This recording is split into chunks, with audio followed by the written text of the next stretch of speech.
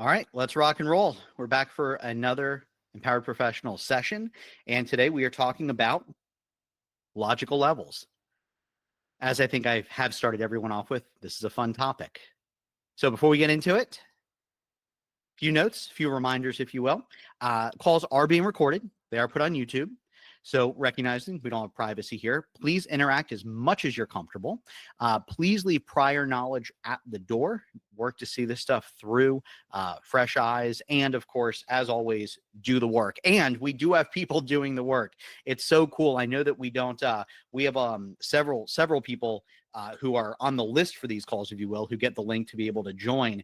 And clearly, not everyone who has, or I shouldn't say clearly, people who are registered to be a part of these calls aren't on. And it is cool throughout the week getting the emails of the feedback and questions and things like that. So just know that we do have people doing the work.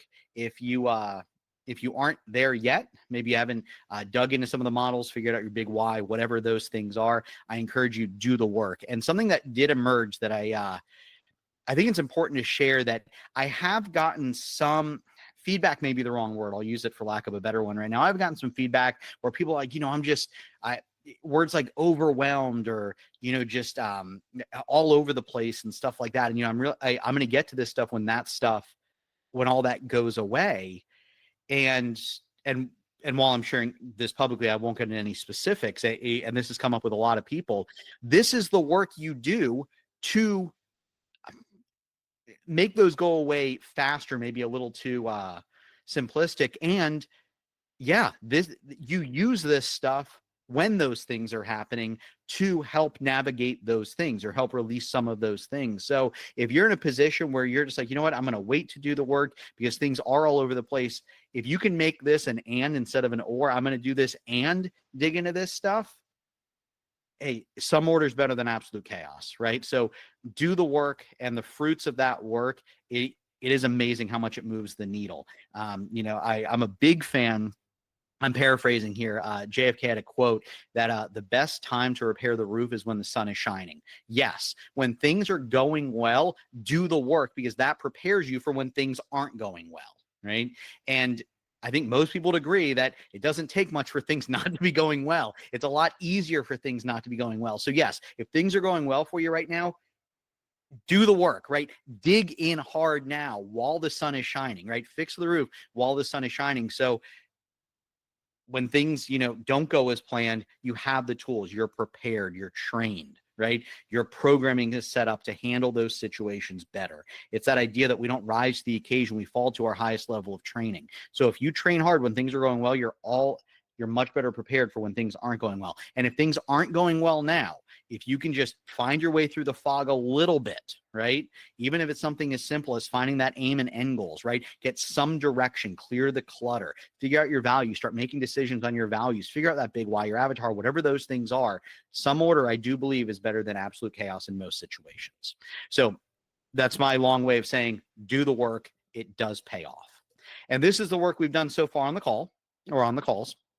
We did aim and end goals on session number 1, session 2, models to create results. Those were the 4 requisites for change, 5 principles of success, and celebrate at 90%. We talked about how to reveal and then craft your big why. We work to identify what your avatar is, that person you're becoming spiritually, mentally, emotionally, and physically. 2 calls ago, we focused on values. We did a simple values elicitation in a specific area of life for you. And that it gives you something to make decisions on. Right? Is what you're about to do going to help you live out those values? That's that idea. And then last call, we worked on a tool, and that was your ring of power. Now, something that came up on that call was this idea of being able, and please forgive me for the specifics here. It was something about the idea of like association, dissociation, how we feel those things in the moment, being able to step into those moments. So with that in mind, before we get into logical levels today, I'm going to share a quick exercise. This is a representational systems exercise. And what this does is this helps us strengthen the ability to move between different representational systems: visual, auditory, and kinesthetic. So representational systems, NLP lingo there. And we're just talking about how we visualize things, how we hear things, how we feel things. We also have olfactory and gustatory, that's smell and taste. We just don't generally experience the we do experience the world in those ways. We just aren't like smelling people to see if we like them or licking walls to figure out where we are. So these this representational systems exercise, it's going to help us navigate between the three primary: visual, auditory, and kinesthetic. So before we get into logical levels, what I'm going to have you do, if you're in a safe place to be able to do this, is I'd like you to go ahead and close your eyes for me. Go ahead and close your eyes for me. And I want you to picture yourself standing in a big field, right? Picture yourself standing in a big field. So you'll see how we move through these: visual, auditory, and kinesthetic. And what we'll see is we can overlap these things. And so if one of these isn't as strong for you, we'll say, you can strengthen it through exercises like this. So I want you to picture yourself in a field. And now what I want you to do is I want you to go ahead and float down into your body. So we were just dissociated, seeing yourself in the field. Now I want you to associate into your body, into that field. So now you're looking through your own eyes, right? Now you're looking through your own eyes. You're in the field, you're looking through your own eyes.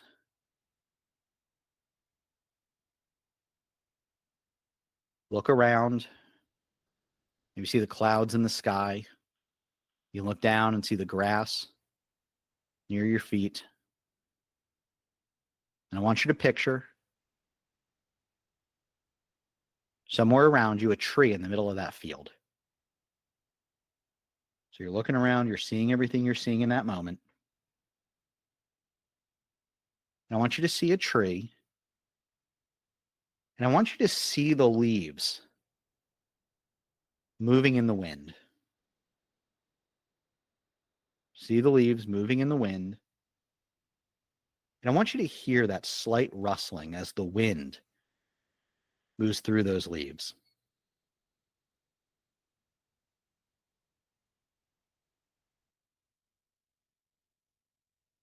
Maybe there's even a slight whistle as the wind moves through the branches.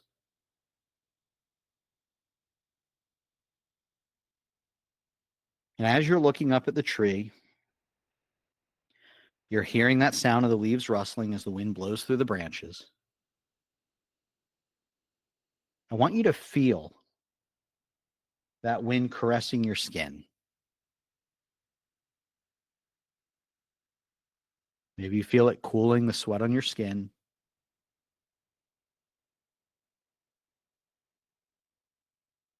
You feel it moving your shirt, your pants, moving the fabric. And as you look down, I want you to see the grass next to your feet.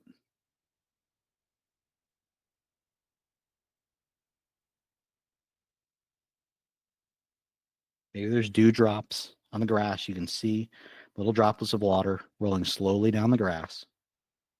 You can see the moisture on your feet.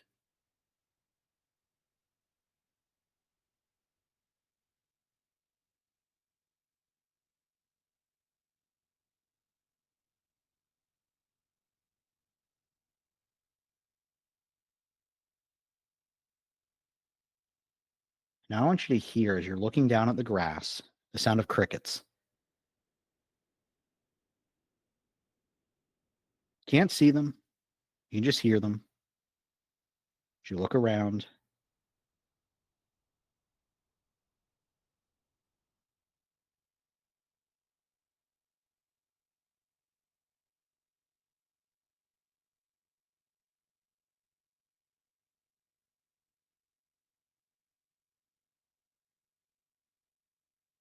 you're looking around. You don't see them. You just hear them, the quiet chirping of the crickets. And as you scan again, you notice that the water from the grass is now running down your feet. And you feel that coolness on your feet. Little droplets and down the front, the sides of your toes. You feel that coolness.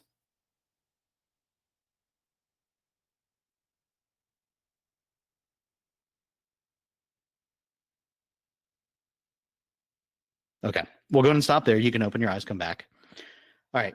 So the purpose of that is, and maybe if we started with visual and, visualization isn't your strong suit, when we cycle through these, we can start to, like, we went from visual, right? you were in the field looking around, looking at the tree, and then what happens? You see the leaves moving. And then we move into the auditory. You hear the leaves moving. And then you feel the breeze. And by cycling through these, we can start to overlap them. And that allows us to work on strengthening this visual, this auditory, this kinesthetic inside of us. Okay. So before we move into logical levels, any thoughts, comments on that? Cool. Okay. Let's go then with logical levels. So quick exercise, something fun to do. And there's a lot of other things we can do with those dissociating into different situations. So something fun to play around with. Okay. So today I went broad on the overview. We're talking about logical levels, and I'll open it up at the end for questions. I do have 2 announcements at the end. And yeah, so we'll dive in.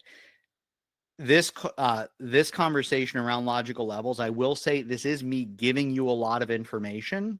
So there's not a lot of work to be done on this call. And this is a tool that you'll be able to use immediately after this call. Okay.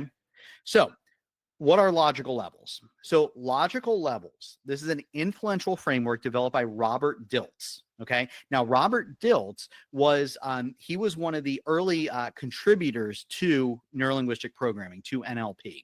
So Richard Bandler and John Grinder were the co-creators. Robert Dilts contributed a lot to NLP early on. Okay. So this is a framework developed by Robert Dilts that offers a structured perspective on personal development and change, categorizing the different influences on human behavior into 6 distinct levels. Okay. Now, like with any model, and I'm not a fan of even having to say this, I feel it's necessary that, or I should say like with a lot of models, it's not perfect in the sense, like it doesn't flow perfectly the way we always work, right? And I'm pointing that out to say that it's a model, right? I always think about if you've seen the movie Zoolander, when he's looking at the school for children, he's like, is this a school for ants, right? It's a model, right? It's not what they're actually going to use. It's not real world, right? So are there some models that map perfectly? Sure. And maybe this one does, right? There are situations where, yeah, maybe it works perfectly. Cool. And big picture, just as we talk about models, just know they aren't exactly always going to work perfectly in every scenario. Okay. So logical levels. The reason we're even talking about this, okay? The reason we're talking about this is absolutely in alignment with just the way that or how we're structuring these calls, right? Tools, ways of thinking. It's not what to think, it's how to think. So then you can go in and take these tools and have them be effective, efficient, and practical in your everyday life. And this is something that is absolutely effective, it's efficient, and it's practical. So we can increase self-awareness using the logical levels, right? We can increase self-awareness. We can see things about ourselves by asking certain questions that increases our self-awareness. This is a model for creating change. And I think that another way of looking at this idea that it's a model for creating change, it helps us get specific on where there might be a breakdown, if you will, or maybe just a clog in the system, right? And you'll see that as we dig in to these 6 different areas. And then when we use this tool, we can create alignment. And you'll see in these 6 different areas that when we do this, we dig in, we do the work, we can create alignment that does, several weeks ago, I talked about this idea of a pipe, right? And having SMEP on the pipe. And that it's not that, if we look at the pipe as a person, it's not that people are broken, it's that there may be clogs in the pipe, right? At the spiritual, mental, emotional, and physical level. Well, this doesn't deal with the spiritual, mental, emotional, and physical. And you will see that we could look at this as a pipe, that there are different parts to this pipe and there could be clogs in there. And this allows us to get specific, remove the clogs so we can create this alignment in our lives. Okay. So here we go.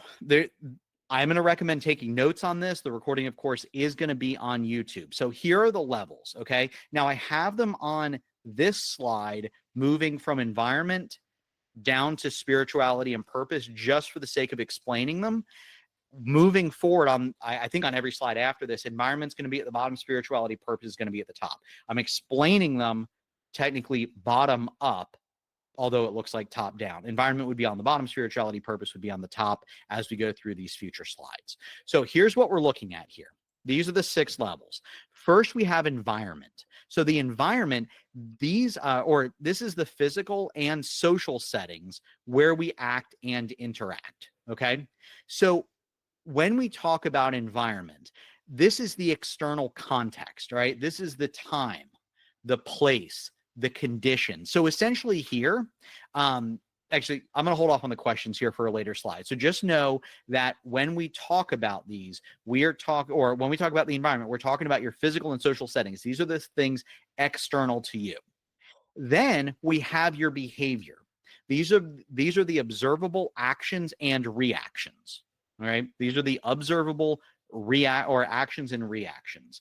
Okay. Then we have your capabilities. These are going to be your skills, your strategies, and abilities that enable those actions. All right. And as we go through some of the questions we can ask at each of these, I will share that capabilities and behaviors didn't make sense to me. Like, how are they different? So if that's not crystal clear when I use that language, observable actions and reactions, and then the skill, strategies, and abilities, we will that will most likely get clear as we talk about some of the questions we can ask at these levels here in a moment. Then we have your beliefs and values. So these are going to be your personal beliefs and values that motivate you. So that's that level. Then we have your identity. This is your sense of self and the roles that you play. And then we have spirituality and purpose. Okay, spirituality / purpose. So as I've explained on previous calls, sometimes people hear spirituality and they think religion, and they're like, well, I'm not religious, so I don't believe in spirituality. So I personally believe we can have spiritual experiences void of religion, and conversation for another time. So if spirituality doesn't ring, if that doesn't resonate with you, then purpose may work for you there. So this is simply a connection to something larger than yourself. Okay. So these are the 6 levels. We have environment, behavior, or looking at it, if we were to go bottom up, which you'll see here in a moment, environment, the behaviors we do in that environment, our capabilities and skills, our beliefs and values, our identity, and then spirituality and purpose. All right. So that's bottom up. I just have them written top down here. Okay. So let's look at how this looks in action, and then we'll talk about how we use these things. Okay. So environment, behavior, capabilities, beliefs and values, identity, spirituality, and purpose. Those are the levels. This is a great example. I saw this, I guess a couple years ago when I first started studying this, that look at how this lines up, right? That's identity. Can or can't, right? That's beliefs and values. Do, those are capabilities. That would be the behavior. Here, that's the environment that this person is in. So I can't do that here. Okay. So at each of these, we'd be able to identify and potentially clear up the clog. Right. Now, we would say that spirituality or purpose is the reason they're doing that thing. Okay. So if this makes sense so far, because I'm getting through this just to get you the content so we can get to how to put this in action. We have these 6 levels. This is how we could view this coming into just everyday life. All right. This isn't, you'll see how practical this is. This isn't just theory. It's something that we can look at each of these levels and say, you know what, I can make some tweaks here. So let's dive into that specifically. Okay. So questions at each level, right? These are the questions at each level. So when we talk about spirituality and purpose, right? Spirituality and purpose, this is the highest level, right? It addresses the meaning, the mission, and contribution beyond you, beyond self. Okay. So at the spiritual or purpose level, what we're asking here is for whom or for what? And this brings awareness to the larger system. Okay. This is other people, humanity, the planet. Okay. So if you're looking for a question, a little more specific than for what or for whom, and I do recommend jotting these questions that I'll be sharing with you on each one down. So an example of this would be, for whom am I doing this work? Or for what higher purpose does it serve? Right? That's that spiritual purpose level. So for what, for whom, specifically for whom am I doing this work, or for what higher purpose does it serve? Mm-hmm. Okay. Then we have the identity level. right? Here we're asking who. This is about self-concept. Who you are in relation to that mission, to that purpose, right? So who you are in relationship to that spiritual or purpose level. So here we're asking who. This explores roles. It explores self-image. It explores a sense of being. So here you can ask yourself the questions, who am I in this context, right? Who am I in this context? And, are you a leader? Are you a learner? Are you a parent? Are you a healer? So how do you see yourself in this specific context?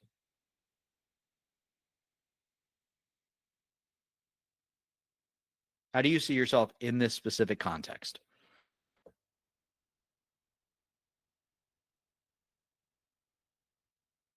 All right. Then we have your beliefs and values. Now, the question we're answering here, so this level, beliefs and values, this level drives motivation. It drives judgment, right? We talked about values. We use values to determine how we're going to spend our time, and then evaluate how we spent our time, right? So this idea of beliefs and values, what we're asking here is why, all right? This uncovers the reasons behind choices. It uncovers the standards we hold and what we consider important. Okay. Now, if you've been around me, you know that I'm a big fan. Instead of asking, why is this important to me? I would ask, what about that is important to me? And here on this level, because we do have a what level, if you will, we're asking the question, why is this important to me? What value does this express? So this is the why behind, why we're doing what we're doing. That's how we can view this level. Okay. So we have for whom, for what, who are we in this context, and then why am I doing these things, right? Those are going to be the beliefs and values. The beliefs and values are driving, beliefs and values inform and drive behavior. Okay. Then we have your capabilities. Okay. So this is about strategies, skills, resources. This we're asking how, right? This identifies the processes or methods needed to bring beliefs and identity into action, right? So we can ask, how can I achieve this at this level, right? How do I go about doing it? So those are going to be capabilities, and we're going to contrast this against, or contrast isn't the right word because these they work together. I just want to make sure this is clear, the difference between capabilities and behavior. So then we get to behavior, and what we're asking at the behavior level is what, right? This level focuses on observable actions, right? So I could do something once. You could see my observable action. I may not have the capability of doing more, or I may not know the flow of something to get a result, right? Those would be my capabilities.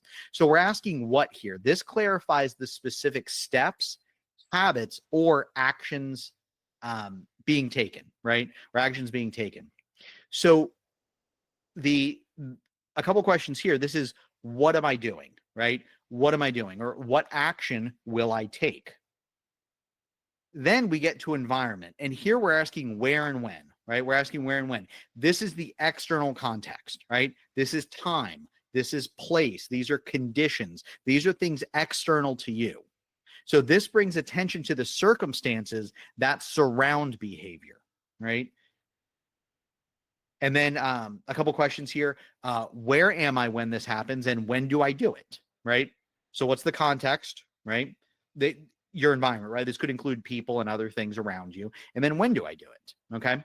Now, one thing that I think is little side note here. This is the name just escaped me off, false attribution theory, something like that. And the idea here is that this comes from social science, that we can't always attribute to personality what can easily be explained by the situation, something like that, right? So, you may consider yourself an honest person, right? If we're in the apocalypse or something like that, and you need to steal bread to feed your family, That's explained by the situation, not you as an individual, right? I use an extreme situation there with the apocalypse, and hopefully that resonates with you. The idea that the environment does influence us, right? That we can't always attribute to someone what can be explained by the situation, the context that they're in. Now, interestingly, and some of you may have heard this idea before, that we often judge others by their actions and we judge ourselves by our intentions. Right? So think about that we often judge others by their actions. They stole the bread because they're a criminal. I stole the bread because I needed to feed my family. Right? So I'm sharing this with you as a little side note because I think like this type of mentality here about recognizing the importance of environment and context, I think it does bring more compassion into our lives. And interestingly, that if someone will say, I'm going to use the word depressed here and just recognize again, I'm not licensed or anything like that. I'm certified in these certain tools that I have. So I want to be respectful of this, that I might be speaking a little outside of my lane here on this call, that if someone's depressed, they'll blame themselves instead of the context that they're in, right? So if someone's already moving in that negative path, they'll start to feel worse. Whereas we can recognize that sometimes it is a situation we're in. It's not all on us, right? And I know that goes against a lot of the personal and professional development stuff out there. And sometimes we find ourselves in situations where, we didn't get into it, right? I do believe we have a responsibility if we're able to get out of them. We just may have not caused it, and that can, from what we know from the studies, that environment context that does play a role in how we operate. So, again, I'm just sharing all that. Just I think that's one of those things that can raise a level of compassion for other people. Okay, so we have environment, where, when. So it's where we are. Our behaviors in that environment, our skills, our capabilities, right? How we're going about doing those things. Then we have our beliefs and values, why we're doing them. We have who we are in this context, and then we have the reason we're doing it, right? That's our purpose, okay? Okay. Are we tracking so far on these 6 levels? I have a question, Ray. Go for it.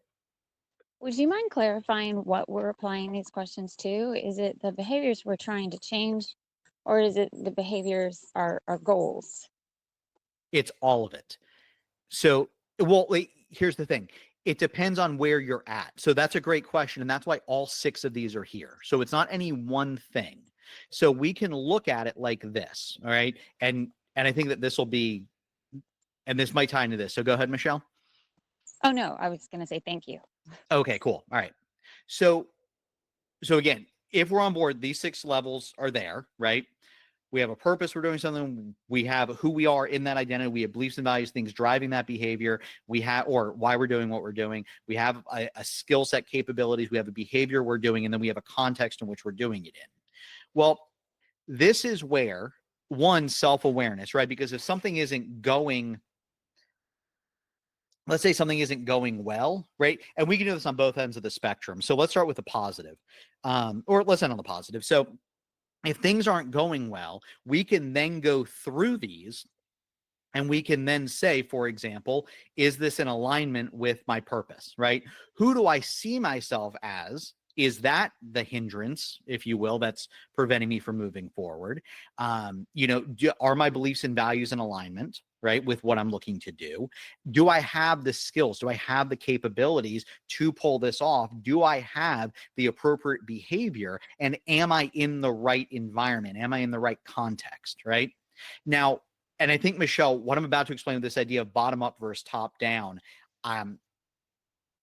yeah, great question. And I think that this is going to open this up for a lot of people, for who's ever watching the recording too. So here we go. So let's say, for example, and please forgive me, I said there's a positive end of the spectrum. If things are going well for someone, and I just did this exercise with a client yesterday, they went through a breakthrough session recently, they fine-tuned some things, and life is just, it's like the skies open up and the angels sing, right? So and now that they're in this place, what they're able to do, and we didn't use this model for this exercise, and you absolutely can. What I'm having them do is they're essentially coming up with their recipe for success. So now what they're doing is they're going to look, hey, things are going really well right now. These are my behaviors. These are my thought processes. This is what I'm doing. This is what I'm learning. This is who I'm talking to. So without being specific on this model, they're identifying the things that are creating what's going on in their life right now. Because eventually, or things aren't going to go well all the time. And if you're anything like me, it's and many of you know the saying, it works so well that I quit doing it, right? I shared this example with my client yesterday. In July, for I think the end of June and most of July, every morning I was going and walking on the beach. I'd go to this coffee shop nearby, $1.50 for a cup of coffee, work there for 90 minutes, and then I'd go and walk on the beach for roughly an hour, right? Roughly an hour. And those, when I look back at the last 4, 5, 6 months, I felt better on those days than I did other days. Now, could I have been doing some other things? Sure. And I do attribute a lot of how I felt to spending time in the sun every morning, walking on the beach, feet in the water on the sand, that type of stuff, right? So here's the thing. I know, like, my schedule shifted a little bit with my morning, so I'm not doing that. And I know that if I want to start my day off in a way that I know is going to make me feel good, I have that, right? That's part of my recipe for success. I'm also not doing it now. So I'm not floating above everyone here. I fall short on these things all the time. So what we're able to do is we can identify the things that are going well, write those things down. So when things aren't going well, we have a roadmap back to how we can get things going well again.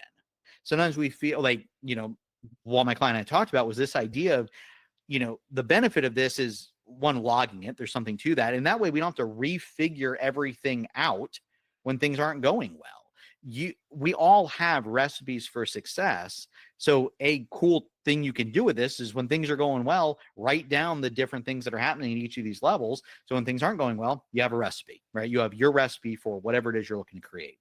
Okay. So back to Michelle's question, bottom up versus top down. Okay. So let's say, for example, and I want to be clear on this, top down, and I'm going to share some resources in the follow-up email to this. I've gone over this on podcasts, on my Substack. So I'm going to share other resources so everyone can go deeper into these. So bottom up versus top down. When we think about creating any sort of change, right? So Michelle, this is why I said it's all of it. It's not just any one area or any one thing. So let's say, for example, and some of you may be able to relate to this, New Year's, right? You've set your New Year's resolutions. One of them is to get into shape, right? So you tell yourself you're going to start going to the gym January 1st. You got too hard, December 31st. So now it's January 2nd. You go to the gym. So what happens here? You go to the gym, right? So you change your environment. You got a gym membership. This is the bottom up approach. And you'll see why I'm going to make a case why this isn't as effective as top down. So what do people do? They join the gym. They change their environment, right? They change their environment. Then they go and they start lifting weights, or maybe they're running, right? They change a behavior. Now, if they stick around long enough, they may actually develop some good capabilities, right? They may develop good skills. They may learn how to do these things, okay?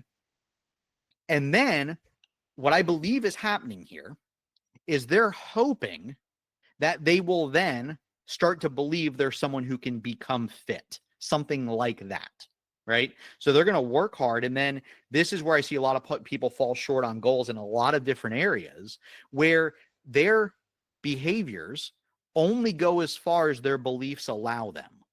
On several calls ago, I showed you that dome, right? I showed you that dome where people, as they start changing behavior, they have a new strategy, they can butt up against the emotional baggage, the limiting beliefs, that type of stuff. Same idea here. So they change their environment. They start to develop some behaviors, right? And then they start to develop some capabilities, some skills, right? They have strategies, if you will. And then why is it that January 18th, and the date, you'll read it in different places, I've read January 18th is a drop dead date for New Year's resolutions. Right? Because what ends up happening, if the beliefs and values, identity, and the purpose aren't there, it's easy for the behaviors, the capabilities, all of that stuff to die away. Right? So bottom up, that is how a lot of people do it. Now, I think that what I'm about to explain, going from top down, and I think this will make sense in the context of Michelle's question, this is how we can attack things. Anywhere we want to create change, something feels out of alignment, we go from the bottom, or we go from the top down, all right? So let's say for someone, let's say someone wants to get in shape, right? And they start exploring, so for me, I could go to someone's big why or their avatar or something like that, kind of there, or maybe a specific mission or purpose they have in that particular area of life. So this is grander than them, right? It's something where it almost feels outside of them. So they could say, hey, you know what? They have this spark, this idea that, hey, you know what? I need to work out. Well, you know, who is this for, right? Well, it's for me because I want to live a long, vibrant life. It's setting a good example for, let's say someone has kids, right? Let's say someone has kids. Well, what that could be setting a good example for, their children to see what a healthy parent looks like, something like that. So we have this, they focus on their purpose, right? They focus on their purpose. And then when they get to identity, this is where maybe they see themselves as a healthy individual, right? Now we could see here where there'd be, well, if someone were to say, hey, I want to start working out, the reason I'm doing this is for this, this, and that. It's for these people. It's doing these things for them, for me, right? Whatever that purpose is. And let's say specifically with working out, if they don't see themselves as someone who can be healthy, that's identity, right? That could be where the clog is. So they could work on that aspect of it. If they do see themselves as someone, they're like, yeah, this is why I'm doing, or this is the purpose behind it. It's for them, for whoever, or for what. I see myself as someone who can do this. It's in alignment with my beliefs that, whatever those beliefs are.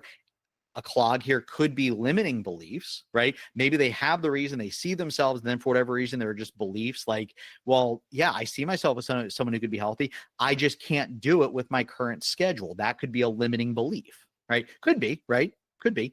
If it's not in alignment with their values, or maybe we talked about values being in conflict with one another, or they're moving away from what they don't want. So then they never even get to develop the skills and the capabilities. So when we start at the top, we figure out our reason why, or the for who or for what. We make sure that our identity is in alignment with that thing that we're looking to do. We make sure our beliefs and values then support it. And if we have a reason to do it, we see ourselves as someone able to do it, our beliefs and values are in alignment, well, then we learn how to do it.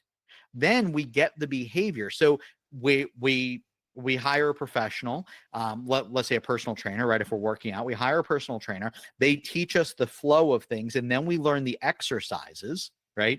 They help us with our skills and things like that, teach us the strategy. Then we work on our behavior. Well, at that point, it doesn't even really matter the environment. It may be easier if you don't have, weights at the house. Just at that point, you're going to run outside if you want to get in shape. You don't necessarily have to go to the gym, right? And the environment, another way of looking at it is if you're on that mission of getting in shape or being healthier, well, then what's going to happen? You have your purpose. You see yourself as someone who is that thing that you're looking to create. You have your beliefs and values. They're in alignment. You develop the capabilities. You start the behavior. And let's say eating well is part of that. Well, then you're going to start filling your house with nutritious food. The capabilities, the behavior, the environment are easier after the purpose, the identity, and the beliefs and values are in place. So can people go from bottom up? Yeah, do it all the time, right? Absolutely they can. Absolutely they can. Do people join the gym, start lifting, get excited, then hire a personal trainer to increase their thing? And then do they fall into the beliefs and values? Yeah, absolutely. That can happen. Then maybe after enough time going, they see themselves in the mirror and they're like, you know what? I used to think I could never be in shape. Now I see myself as someone who's healthy and fit. You know what? This is great because this is allowing me to do all of these other things that I desire to do for other people and for the world. Yeah, that's bottom up. Does that happen? Absolutely. Right? Absolutely. The argument I'm making is that if we have a choice here, which I believe that in most cases, or in many cases we do, that we start at the top and work down, it's just the capabilities, behavior, environment. They follow the top three, right? They follow the top three. Okay. So Michelle, does that help with your question? Like, did that get to the heart of it? Yeah. Thank you, Ray. Yeah, you're welcome. Right. So, and to just tie this into like the type of stuff that, I have to talk about. And this is why I'm so passionate about things like big why, avatar, values. Now, the breakthrough session is something else entirely, right? With mental and emotional release and other NLP tools, because we can get rid of the clogs, right? We can get rid of or release that emotional baggage that may be clogging that up, where that is skewing our identity. Maybe we aren't clear on things because we're carrying things from the past. Maybe our values are in conflict, something like that. So we have the tools that can clean these things up. And at a minimum, what you're able to do with this is start to identify potentially where the hangups are. Use the tools that you have at your, use the tools you have at your disposal. And maybe it is just the environment, right? Maybe, there is some, well, the some of you have heard a cluttered desk is a sign of a cluttered mind. I appreciate Einstein's view on that. I believe it was Einstein where he said, well, if a cluttered desk is a sign of a cluttered mind, what does an empty desk say, right? So people enjoy different environments, right? And just know that all of these things matter, right? It's easier to get things done if the environment is set up to support those things. Like there's something to the people you're around. And yeah, so environment matters, behavior matters, capability, beliefs and values, identity, that purpose you have at the top of this list. So that's how we can use these, right? That's how we can use these. Increase self-awareness just by going through them, making sure things are in alignment. If there is something there that you need to create change in, if you have the tools, great, use those tools. And then, of course, I'm here with some other things that just outside of the scope of these calls. And I do want to remind people, I know this was in the agreement and stuff like that everyone signed. Like occasionally I'll recommend those things. I haven't very strongly recommended anything or specifically on these calls. Just know that there are tools that do create very, very drastic shifts very, very quickly, right?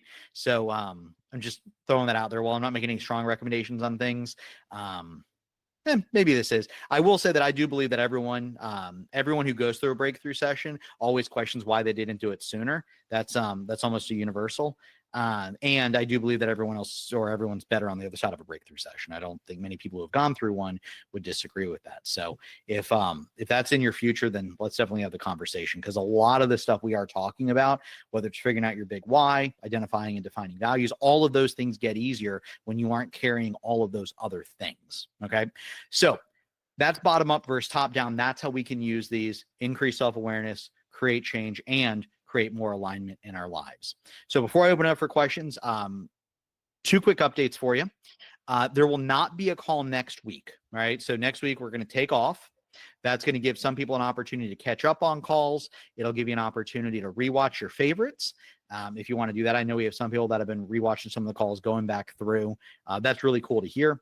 And if you didn't see the announcement, hypnosis tracks are now available on the My Coach Ray YouTube channel.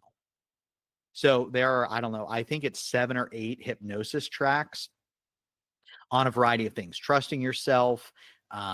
We have equanimity, patience. So different topics like that. Now they are broad, right? They are broad. You may come away from it just feeling more relaxed. It's kind of like a mental massage. Those are available. And those are great to practice. You will notice, and this is intentional, the induction is the same on each of them. The more times you do it, the easier it is to go into trance. So anyone who's been around for that, and maybe we'll do a hypnosis on one of these in the future. It would take about half the call. That's always fun if you've never experienced that. So if you go to the My Coach Ray YouTube channel, you'll see the hypnosis tracks. There are instructions, if you will, and just some guidance if it's your first time going through it. Again, nothing specific, general, just some positive stuff. Once you're in trance, then I bring you out. So it's a lot of fun. Each one's about 15 minutes. So please check those out. And as I asked last time, if you watch a video and you like it, please like it on there. I know I send these out to the people on the call. If you're registered for the calls, you get the emails with everything in them. Yeah, so you have all that, and it does help other people find them as people like. And of course you can subscribe too, because then you'll get the notifications on YouTube as well if you don't check the emails that often. Okay, so 2 quick action items and then we'll open it up. So I do recommend try this in an area of life, right? Just pick an area of life to put through the logical levels, right? The 8 IUs: spiritual, mental, emotional, physical, environmental, social, occupational, financial, right? If there's an area of life where you're like, you know what, I'm not moving the needle the way I desire it, Cool. Or I'm not moving the needle the way I desire to move the needle. We'll go through, right? What's your purpose, right? For who or for what is, or for whom or for what are you doing that? Does your identity, is that in alignment with what you're looking to accomplish? Are your beliefs and values in alignment? Do you have the capabilities? Are you doing the necessary behaviors? And is the environment set up to support what you're looking to get done, right? So first, pick an area of life to put through the logical levels. Give that a try, right? Give that a try. This is something that, I mean, you can do this all the time, right? I do. It's important to actually move forward and not just get bogged down in, personal development just for the sake of personal development. I'm not a fan of that. I think it needs to be practical and it needs to create something in our lives. So, and you can do this, run all 8 areas through if you have the time, right? Great journaling exercise. And then secondly, in the follow-up email to this, I'm going to include some additional resources. There are going to be 3 Substack articles and 2. It's from my podcast. I have it on YouTube. You can find it on Apple or Spotify. And there are 2. I'll just include the ones from YouTube to keep everything in one place. 3 Substack articles on digging in deeper into what we talked about here, and 2 podcast episodes talking about these, just to reinforce maybe a different spin or maybe different examples that I use than I gave here. One of those articles, though, I do include an AI prompt for ChatGPT. That what it is, it sets up, or essentially what it does, it asks for your role, like what you do, or like what you're looking to get done. I have this set up for your profession. So what's your job, if you will, and then 3 of your primary tasks, and then it sets up the questions for you for each of those levels, so you can go through and look at those, or go through and like journal on those or review them. So all of that's going to be in the follow-up email. All right, all of that's going to be in the follow-up email. Those 5, like I said, 3 articles and 2 podcast episodes. The podcast episodes are on YouTube, so it's all in one place for you. Okay, so as we wrap up, what questions do you have? What did you learn? What do I need to know?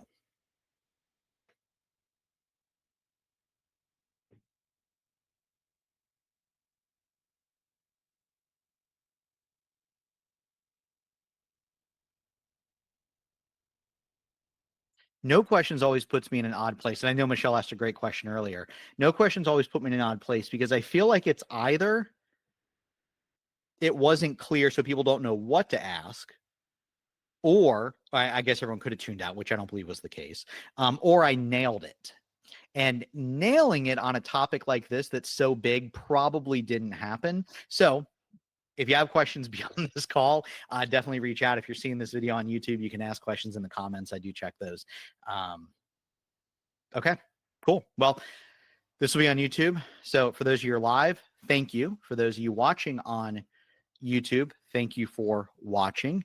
And I hope that you have a great rest of the day.